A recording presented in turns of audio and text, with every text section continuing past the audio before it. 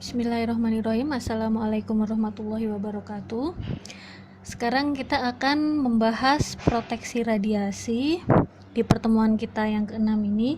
Kemarin kita yang pertama sudah membahas bagian 1 untuk contoh perhitungannya. Sekarang kita masuk ke bagian yang kedua, yaitu dedicate chest unit. Jadi ini bagian yang untuk scan dada. Nah, di sini untuk teori dan lain-lain, tabel-tabel nanti bisa dilihat di buku atau bisa dilihat di catatan di resume di PPT yang saya bagikan. Nah, di sini untuk dedicate chest unit ini yang diketahui itu ada jumlah pasien itu adalah 300 pasien per week. Terus selanjutnya untuk tabel yang pertama digunakan itu adalah tabel 42. Ini untuk melihat sebaran dari workload, dimana misalnya ini chest unitnya mempunyai luas areanya 1,535 cm kubik. Nah, nanti bisa dilihat di tabel ini. Untuk nilai-nilainya saya upload di resume dan juga bisa dilihat di buku. Nah, terus selanjutnya di situ juga diketahui P sama dengan 0,02 miligre per week. Ini untuk uncontrolled area. Terus selanjutnya untuk occupancy factornya T sama dengan 1 karena ini full, pakainya full. Terus DP sama dengan 3 meter, dimana DP ini adalah jarak untuk barrier primer atau pada radiasi primer. Dilanjut untuk use factornya sama dengan 1. Nah, selanjutnya ada lagi tabel yang digunakan itu adalah tabel 4.5. Ini untuk mengetahui nilai kerma udara primer pada jarak 1 meter, yaitu 1,2 miligre per pasien. Nah, ini bisa dilihat untuk yang chest unit. Nah, selanjutnya, nah di sini yang ditanya itu berarti tebal barriernya ya. Tebal barrier.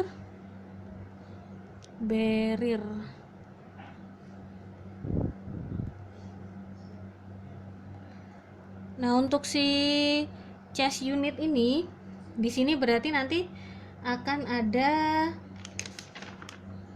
2 barrier, yaitu barrier primer dan juga barrier sekunder. Kalau yang kemarin kan hanya barrier primer aja karena di situ yang kemarin hanya barrier sekunder. Kalau sekarang ada primer dan juga sekunder. Ini jadi khusus untuk chest. Misalnya di situ ada chest baki atau apa, tapi yang tidak ada unit yang ada mejanya. Jadi dia makanya yang barrier, berarti kalau misalnya kita gambarkan kurang lebih seperti ini. Misalnya di sini ada chest baki. Ini sumbernya. Nah, berarti gini. Yang barrier primer berarti yang dibutuhkan untuk sini. Ini primer. Dan sisanya adalah sekunder. Sekunder. Ini juga sekunder. Ini tampak atas ya.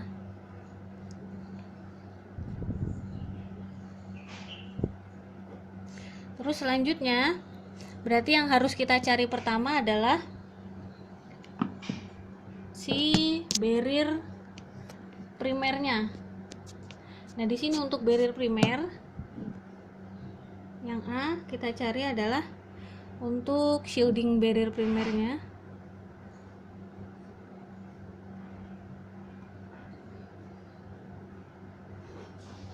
Untuk barrier primer seperti kemarin juga sama. Kita cari yang bagian pertama itu adalah mencari kerma udara. Untuk area okupansi ini dengan menggunakan persamaan 4.3, yaitu KP 0 sama dengan KP 1 U dikali N per dP kuadrat, sehingga kita dapatkan KP 1 nya tadi ini 1,2 mg per pasien, terus dikali dengan U, use factornya tadi 1, terus dikali dengan N ini adalah jumlah pasien, jadi dikali 300 pasien per minggu atau per week, dibagi jarak jarak si radiasi primer ya. Nah ini kalau berarti sekitar gini DP nya, ini DP. Jadi DP nya tadi kan 3 meter, jadi 3 meter kuadrat, sehingga kita dapatkan hasil dari kerma udara di sekitar situ adalah 40 mg per week. Ini langkah pertama. Selanjutnya langkah yang kedua yang kita cari adalah transmisi pada barrier primer.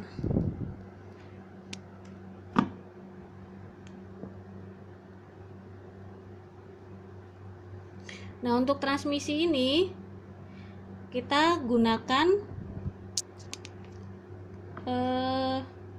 persamaan 4.7,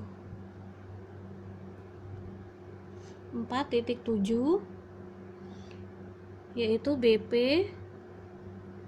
X barrier ditambah X pre sama dengan P per T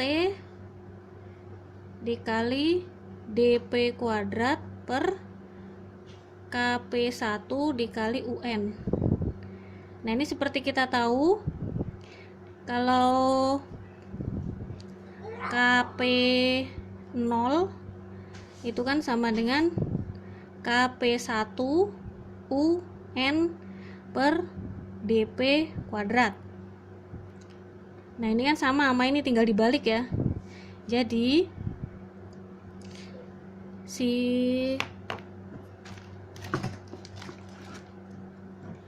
ini kita bisa dapatkan 1 per KP0 ya, karena ini terbalik jadi tinggal 1 per. Nah dari sini kita dapatkan rumus untuk barrier primer ini, X barrier ditambah X pre-shielding itu sama dengan P per T dikali 1 per KP0. Ini sama dengan P per T dikali KP0. Nah ini nanti yang akan sering kita gunakan adalah rumus yang ini. Jadi nanti tinggal memasukkan hasilnya saja. Sehingga di sini kita dapatkan P-nya tadi 0,02 mg per week dibagi dengan T-nya itu 1 karena dia full itu maksudnya dia sibuk, ruangannya dipakai terus sehingga nilai T-nya itu yang paling besar 1, terus dikali dengan KP0 nya tadi kita dapatkan ini 40 mg per week, sehingga kita dapatkan untuk transmisinya nilainya adalah 5 kali 10 pangkat min 4, dan ini tidak punya satuan ya karena habis satuannya. Selanjutnya kita langkah yang ketiga. Langkah yang ketiga kita mencari si ketebalan barriernya. Jadi X barrier ini yang ketiga ini menggunakan lampiran B2. Jadi pada lampiran di situ nanti dilihat tabel B2, bisa dilihat di buku atau bisa juga dilihat di PPT yang saya share. Di situ sudah saya kotakin nilai-nilai alfa, gamma, betanya berapa. Nah, ini lampiran ini untuk mencari nilai alfa, beta, dan gamma. Jadi nanti nilai ini tergantung jenis si radiografinya, sama tergantung juga sama jenis temboknya. Dia mau pakai lead atau pakai beton dan lain-lain. Nah, untuk kasus ini yang dipakai itu adalah lead. Jadi nanti bisa dilihat di situ nilai alfanya. Alfanya itu sama dengan 2,283, betanya 10,74, dan gamanya itu 0,6370. Nah, ini kita menggunakan persamaan pada 4.8. Di situ X barrier ditambah X pre-shielding sama dengan 1 per alfa gamma ln NTU K1